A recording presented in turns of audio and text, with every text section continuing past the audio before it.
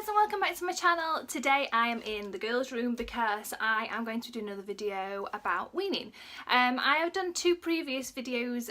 It was a day in the life of when the first day we was weaning, I believe, and the other video I did was all about the products to get you started with weaning. But a lot of you have asked the approaches that I took.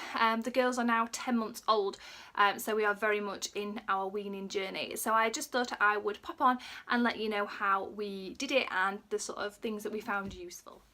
So when I first started thinking about weaning, the girls were around 5 months. We do have to remember a little bit with the girls that they were premature by 2 months, but Quinn in particular was showing very much a lot of signs of wanting food. She was doing a lot of reaching out, she was taking a lot of interest in what we was eating as well, and she did start to wake again in the night for another bottle. So we did think about weaning. Now, because it's with twins, I did want to stick in the same routine for both of them for as long as possible. Now obviously Harper has Down syndrome, and we are aware that she could have had a lot of difficulty with swallowing. So before we actually started on our weaning journey, we did speak to her consultant in regards to the best approach with her and things like that. He just told us just to try her. If she did have any issues with swallowing, or if she started to gag quite a lot on food, then she could have been referred to the speech and language therapist. So we just took it that, like with Quinn, we just took it one day at a time and just to see how we got on.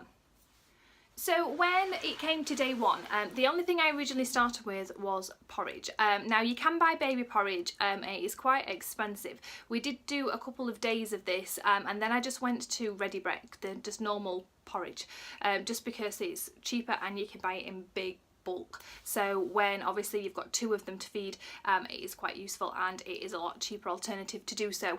So I basically just made them a bowl of porridge up every single morning for about 3 days, and then after that is when we started adding other things in.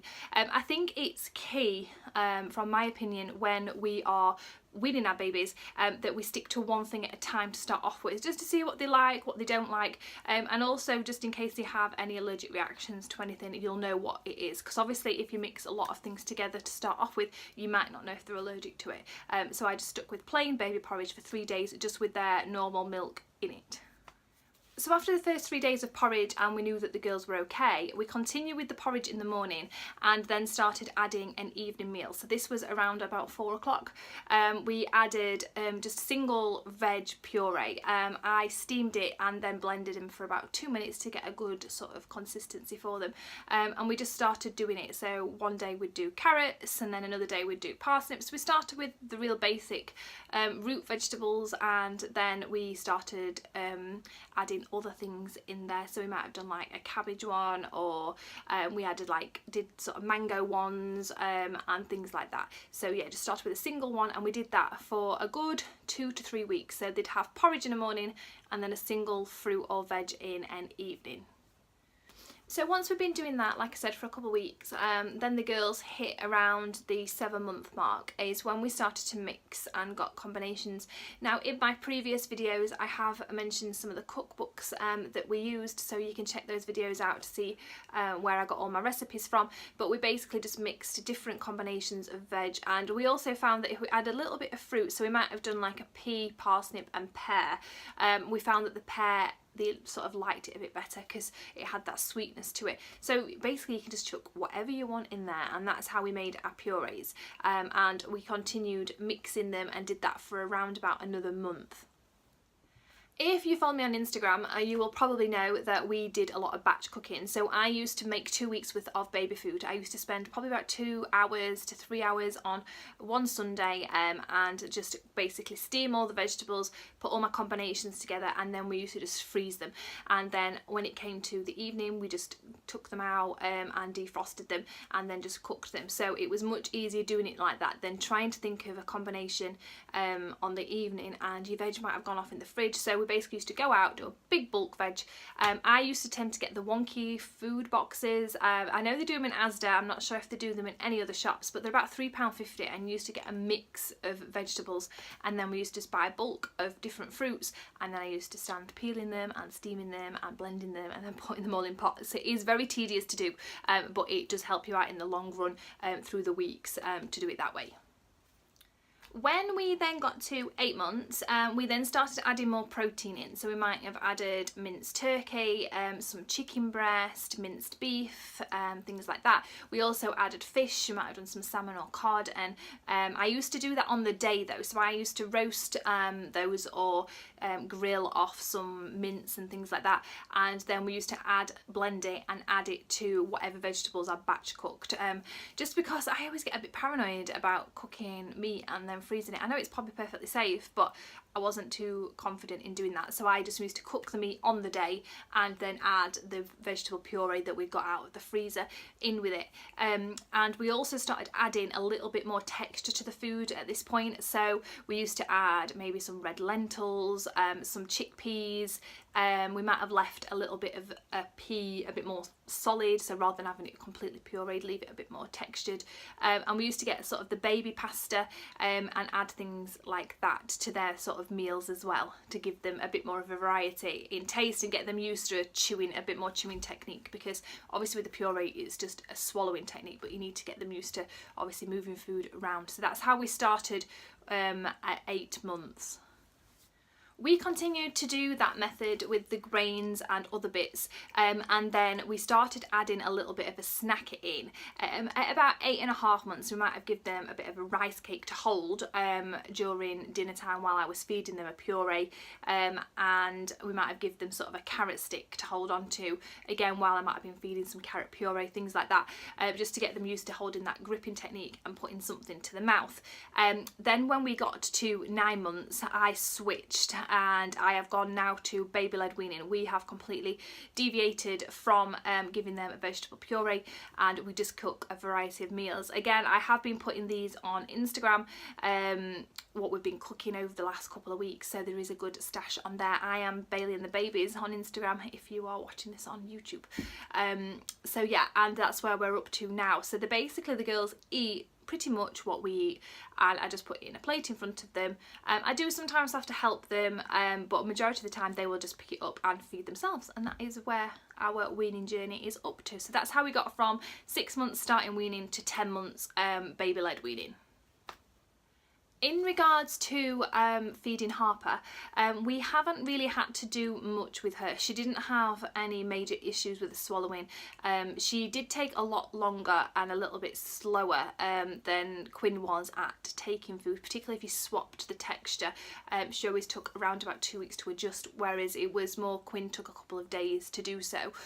So that is the only thing that we've really noticed with Harper's Down syndrome. And again, it might not even be linked to a Down syndrome. It could sort of just be her personality of what she likes. The speech and language therapist has come out and checked her, and she's completely happy that her swallow reflex is fine.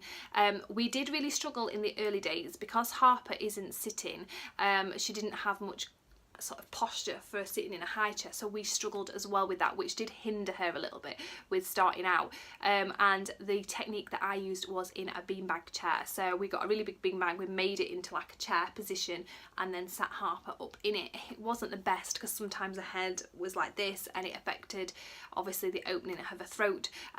When she got to about 7 months, she could very much sit in the high chair quite happily. So that was much easier once we got in there. Again, with the hand-eye coordination, I know some children with Down syndrome can struggle with that, but again, Harper, we've had no major issues. I have just treated Harper exactly the same as Quinn and just see how we got on and then adapted it where I needed to. But to be fair, we've not made much adaptations. The only thing I do find with Harper now we're at baby-led weaning stage is Quinn, for example, if you put a carrot stick in, she can put it to her hand, and then when the food left in her hand, she knows how to manoeuvre it up to then put it in. Whereas Harper, once she gets to the end and there is nothing hanging over, she just drops it.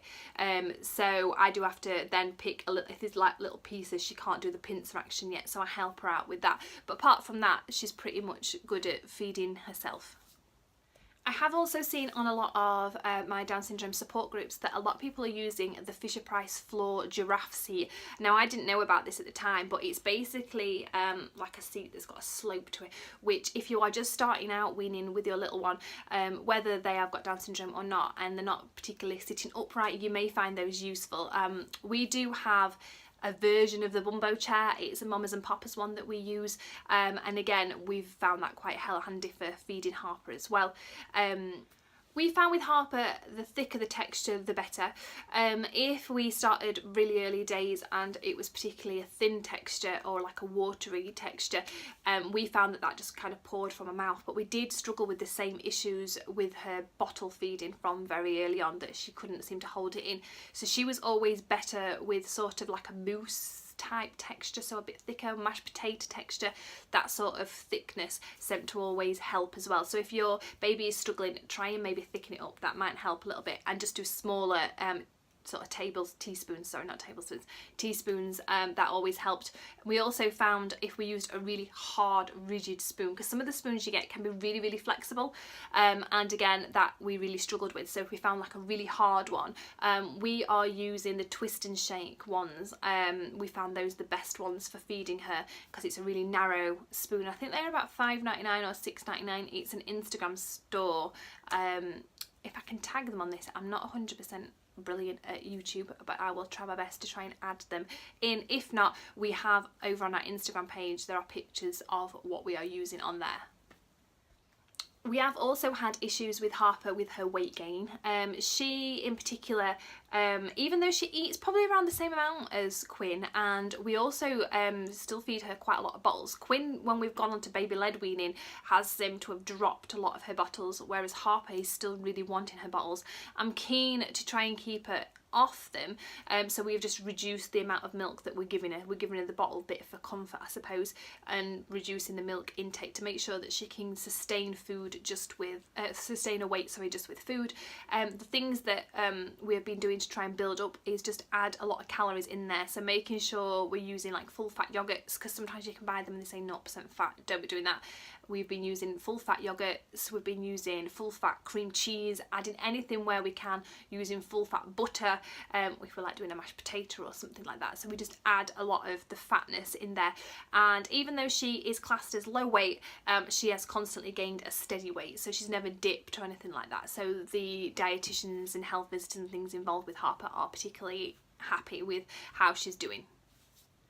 The only other thing regarding Down syndrome is that I can offer advice upon is that if you are struggling, don't just struggle on your own. I think ask the speech and language therapist. I'm actually medically trained, so I have had some swallowing training just from back when I worked on intensive care, but I think if you are struggling with things like that, then do speak to the specialists. The dietitians are there to offer dietary advice if you're struggling about what to feed them and when to feed them. There are speech and language therapists out there that can help you with swallowing. There's occupational therapists that might be able to give you adapted cutlery and chairs and things like that, and also your physio. My physio has been brilliant as well, and they've made a lot of adaptive cushions and things for Harper where she's needed them. So make sure you speak to who is involved.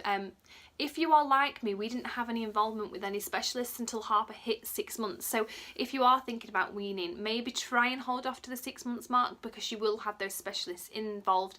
But if you can't wait that long and your baby is super hungry, then maybe speak to your health visitor, and she might be able to get the ball rolling with all your specialists' involvement, just in case you're sort of needing those. And that's it, guys. That's all the advice I feel that I can offer you. That is where we are currently at. We are using a tippy cup now, as well, adding water into the girls' diet. I think I could go on and tell you all about how many bottles we give and how much food, but again, each baby is different, so I don't feel that that would be any benefit to you.